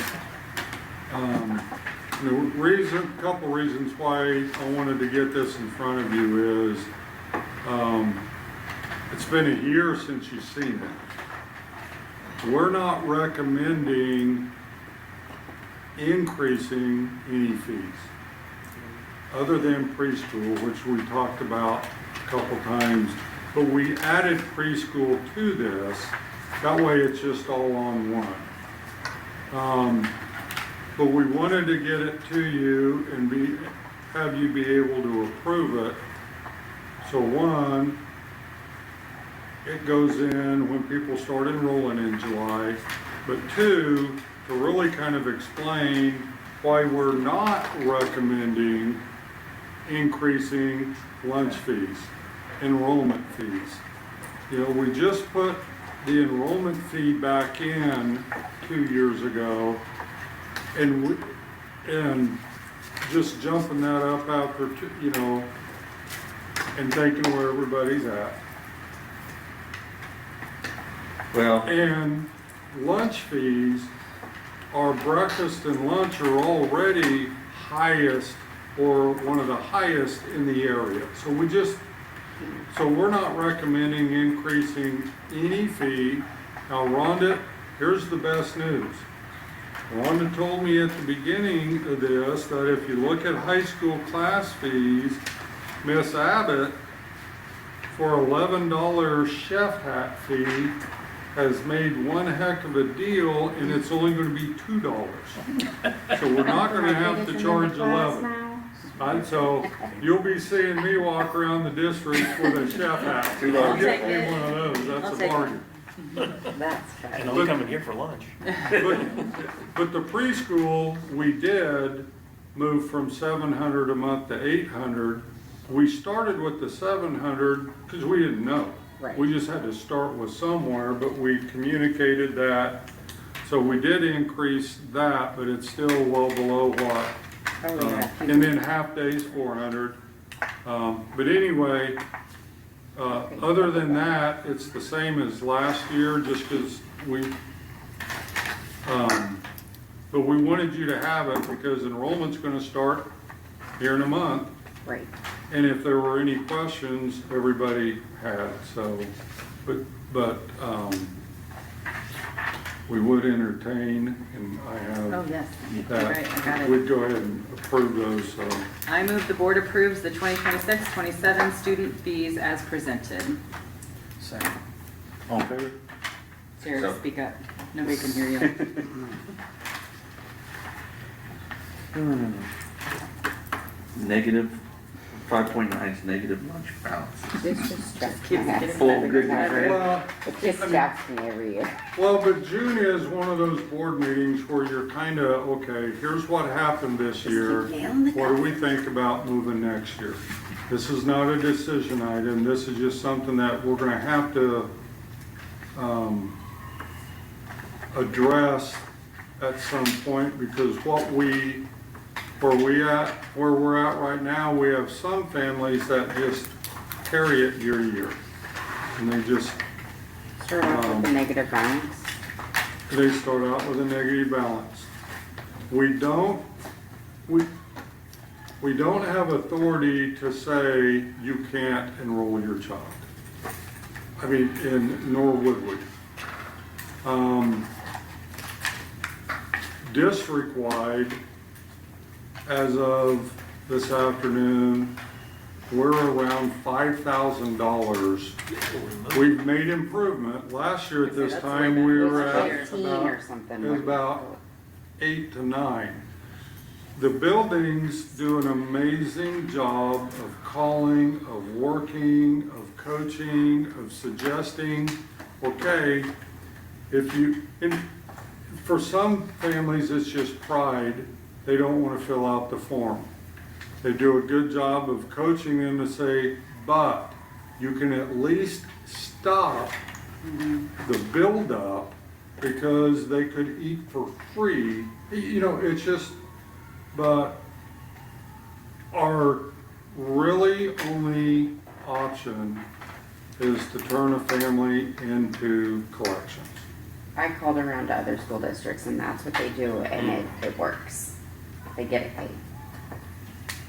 It does, but I hate that. But there's some people that can actually afford it that Yes, choose not to yeah. pay it, and that's the one that just What do you think me. that percentage is though? Like, you know what I mean? I think it would be higher than you think. I don't think it's as high as you think it is. I think it I'm is. gonna be honest. I think it is. I don't I love wouldn't it. even I know guess. some of them, and I'm like, wait a second. Well, Okay, what are you just- doing?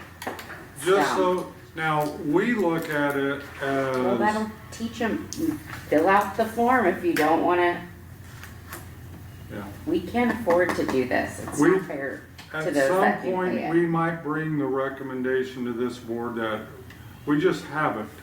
As a community, we just have let it. But if we believe that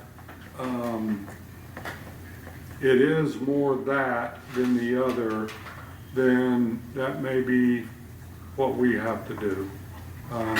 I just wanted to, it's the end of the month, or end of the fiscal year. We just finished, because otherwise, we eat at some point. Oh, I didn't mean to say it that way. They're still eating, literally. But, I mean, when we're looking at every avenue for, I mean, we to be changed it so it's not fiscally- peanut butter and jelly, that I'm fine with, it's the fact Yeah. that. I mean, to your point, where we're asking for a bond, these people are just taking from. the That's what I'm community. saying, it's not fair. Right, It's like right. I get 5,000 it. that we could put into Yeah. something that we're having. But that's a to- good number compared to years past. Yeah, I know. It is a That number. drove me It is a crazy, number. too. Don't get me wrong. When you It talk is. to these other districts, what did they explain what that looked like? Yeah, what number? Like, At what- we would have to be on the, like, the collection agency isn't gonna say, oh, you guys are 5,000 in the hole, here's your 5,000, we're gonna go get it ourselves. Like, we have to eat some of that period. Oh, yeah, absolutely. Yeah, what number Do you know about collect it what at? that That's a good is? question. I have no idea. I'll I call don't it know, I've again. seen other districts sue just through the paper, and Yeah, just, ZZ's used to put up I a guess bad if check you- sign, so. they, checks. You got anything else? I'll, Nobody I'll wants see their if name I out can. there. Don't make us I'll go see on the if I center can page find with what it. some of Yeah, them. and I'm not advocating for that, I'm just curious. About, what to that- Bo's point, that's true. Might be At what what, point in time is it? Yeah. Like, the agency wants to get paid too. but the person pays it on top of, just speaking, because I work for a collection agency. Oh, The state of Kansas paid nothing. The taxpayer is the one that paid their fees and what they owe us. That's what majority Oh, tax. really? So, no, we would not eat that, they would eat that. So Oh. they'd have to pay the 30%. Maybe I am advocating that.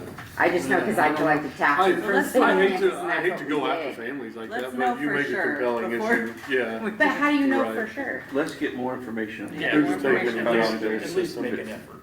400, 500. Which is right now, we'll 20. end the fiscal year pushing that much more debt into next year. So when you pay this though, how are they, you still have them in the books as owing us though? You don't clear it to zero? No, we don't. Okay, put any that's what I of was worried with. it. The challenge is, when they don't come back, Then we're just then screwed. we have to take general operating to supplement the food service, because the law requires that you can't, when you receive federal food reimbursements, the federal government's not gonna let you use their money to clear, Yeah. Who works that side of things? Like I know in one situation, one parent was like accidentally paid money on the wrong kid's thing. Can we move it over here instead of me paying an additional The office $100? staff, I mean. So they we- can, they I can- told them to call the office because I figured they can move some money around. Yeah. I don't know who they would contact for that, but Just if you paid on the wrong call kid, the you don't have to building pay it secretary again. and they, Have them move the money. Okay, that's what I thought. Okay. So we'll get some more information on that. yeah. But I do think maybe we do revisit that next month, Mm-hmm. just because it is a debt. Every year we talk about. Yeah, but I think we should revisit next month when we get more. Absolutely. I will dig into that. Uh, End of, 5.10, end of year transfers. So, as I mentioned, by the end of this month, I will have to close out and then transfer to make sure we spend down to the last dollar in general in our 40 and supplemental, and make final transfers of position, get all of that. And you will either need to come together or give me the authority to We're close gonna out the give you the books, authority. make the final transfers, which I'm gonna report them to you the next day or that evening. Exactly. Authority grant. Yeah. Everybody good with Special meeting, Absolutely. 3 a.m. Yeah. Just, Yes. I would love to make that Gonna motion. spray some speed while we're. I move to allow the superintendent to make final transfers to close out the 2025-2026 budget. Second. All in favor? 6-0. I have this in front of you just because statute requires us by June 1st, which was Monday, to post on our website. So I just took this screenshot of the page on our website of how many vacancies or how many seats of non-resident students we have available per grade. How does that freshman class, that's our biggest one, have any openings? That's where I'm curious about. So high school is different. because high school looks at programs. Do we have enough English language arts teachers to be able to have, 87. like if we have 5 sections, Because it's a big but if we have 5 sections and you can have so many, because all 80 of them aren't in like 3 classrooms. It's spread out across 5, so high school has to look at programs and sections. Yes, it's the biggest class, but if there's so many periods where you offer English, freshman English, and you can take up to so many, then you can get above 80. So, but yeah, high school is different. K through 8, they're typically moving a little. Yeah, I mean, not to bring the whole conversation, but kindergarten with 6 openings really shocked me. Yeah, me too. It's a small class. So, I don't know if any of the principals wanna, but kindergarten is lower this year. But we also have a few, if we didn't have the 4-year-old preschool, they would be in kindergarten. So, But they weren't developed, I mean, late birthdays,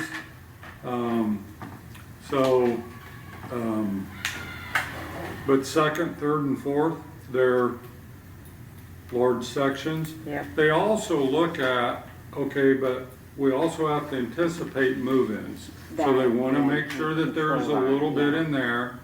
They also have to anticipate, all right, well, you know, more times than not, we get a family apply and they have 3 or 4 kids, 3 of them, yes, we could take, but we're not gonna take your second grader. So we try to allow a little bit so we could accept the whole family instead of turning away the whole family because of one. But I just wanted to share with you, that was posted. The law says it's got to be out there the month of June and then you review it. Well, we get out of district applications all the time. And we have probably 5 or 6 that the principals have already, we have to post it, but they've already called, they do a reference check on every one of them. Are they a student in good standing? What's their grades? What's their attendance? What's their discipline? And so far, I think we've already accepted, outside of this, 5 or 6 new non-resident for next year. And typically, they're an alumni here. They just moved to the area, they couldn't find, they're in that little niche, they work somewhere here, got a job here, so they're invested in the community, and they're not just, typically they have some connection to the Jeff West community. So, but I just wanted to share that with you. That was posted 2 days ago. very good. Thank you. Moving the August board meeting to the 2nd Wednesday. I don't know if everybody read in the notes there. And that's just, Anybody have any conflicts? No. Let's get a motion. I retired from the booster club, so you guys don't have to. Playing around your I was room. waiting for that comment, but not that comment, but that's booster. So you don't have to Doesn't hold up matter. on that You anymore. could- Still moving it to the 12th. Yeah. All right, I move, do I need to move? Make a motion? Yes. Yeah. Oh, yeah. I move that we move the August board meeting from August 5th to August 12th. Second. All in favor? 6-0. With that being said, you will receive handbook changes in July. Because school will already be. No, July 1st, you're gonna receive, the principals Oh, during the yes. month of June start updating the handbooks And we need to approve them in July. Well, you'll receive them in July. Yeah, but how can Yeah. you approve them? That gives them like a week to print them. If that. So you will receive them in July. 99% of the handbook is going to be the same as it is. They will provide you, and I will try to send it out to you, but you will have a summary sheet of here's just what has changed Yep, and why. yep. And then if there's really no, if there's questions, if there's whatever, I would encourage you to give them a call, let them know, because of moving the, Yeah. for them, that's the only bad thing about moving the date, is that's first day of school. So we really do need to approve it in July. Yeah. So that means everybody needs to actually read that stuff. Not just Myself Aaron and included. Aaron. Not just Oh, I myself. like it when you guys do it.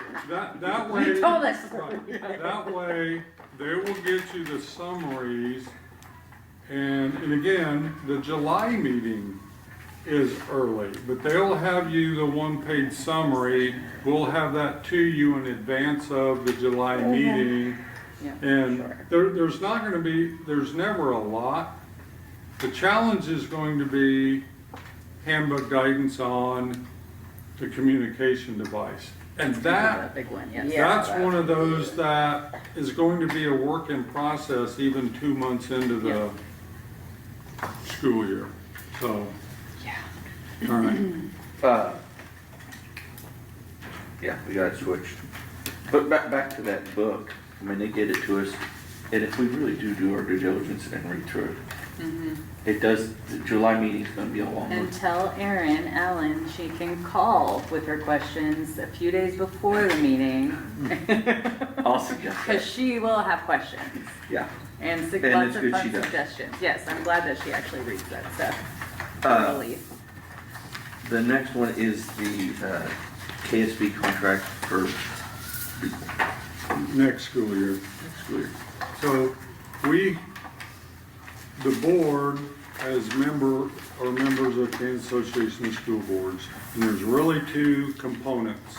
And it has to be two, because one of them is to be part of the legal assistance fund. And by law, that's gotta be a separate, because we use their attorneys, some years more often than others, but there are times, and that one's $3,100 for next year, which they haven't increased their fees hardly because they know where school districts are. The other is all the other supports we get, from the policy updates to the, trainings to all the other supports. That's $10,969.20. So, but that's up to the board to. Before, I mean, it's a professional service we've used for years, but I Right. didn't want to sign it without everybody. I have to make the motion too. I can't sign it till I do that. Yeah. Do we get the value out of it?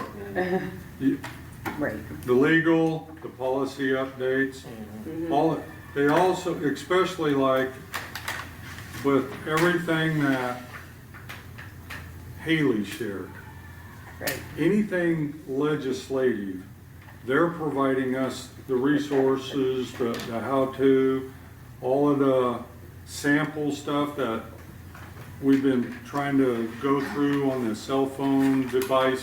I mean, they do, that's the kind of service that they provide. So yes, it's very I mean, I valuable. read through it, yeah. I'm good with it. Yeah. All right, I'm going to move that the board approve the 2026-2027 membership contract with the Kansas Association of School Boards. Second. All in favor? Listen, John. God. I'll sign it. No student issues, no facilities, Personal items, how much, what? Okay, and you have the executive session paper. It's right here.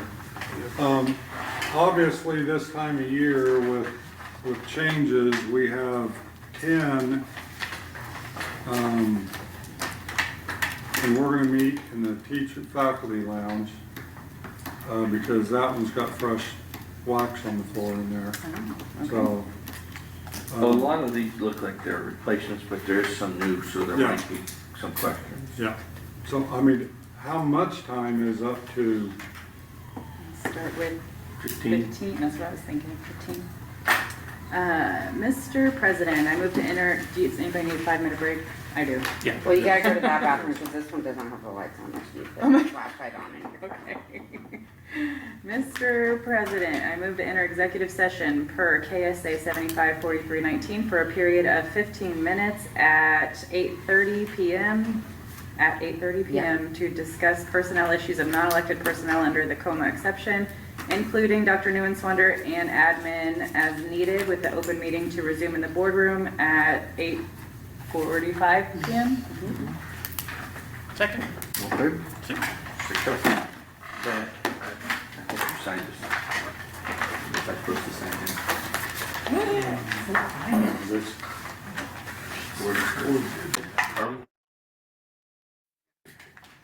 Okay, bear with me as I go through these.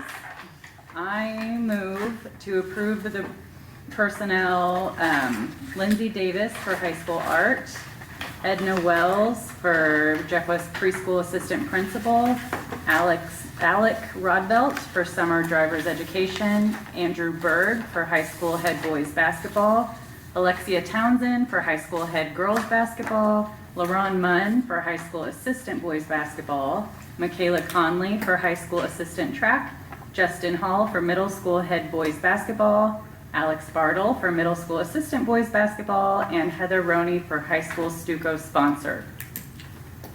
Amazing. Yeah. Somebody better second that. Second. All in favor? Ticked up. That's a lot. That was a lot. Superintendent report. just a couple quick things. The back to school bash, August 6th. I know, Aaron, is not here. We a year ago, took that over as a board function, so I will start working with, Aaron Allen. She has so just wanted to get it on your radar. I thought it was a great turnout last year.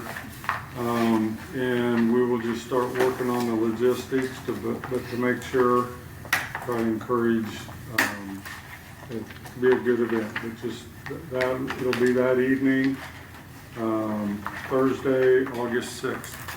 The only last thing I had, and it was mentioned a couple times,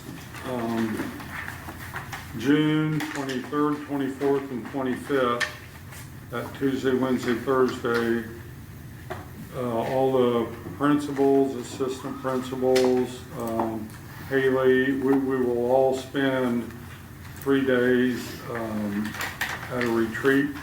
Holton is hosting it. United School Administrators is going to facilitate it. We're going to spend 3 days just really focusing on our at-risk plans, our accreditation KISA plan, just logistics of how we elevate, just core instruction, all of our professional development and everything. So we're ready to hit on all cylinders, or as many as possible, going into August. Sounds riveting. You know, it's, I'm sure they got an open bunk for you. you know, the difference from last year to this year is there will be other school districts, so we get to learn. We get to, you know, what are they doing? How, you know, and I mean, it's a lot of work, but USA does a good job of trying to keep it engaged, and, you know, so something different this year. And, but we'll be there for 3 days, late June, so. Other than that, Meeting adjourned. Go home, go to bed. 4:09. I got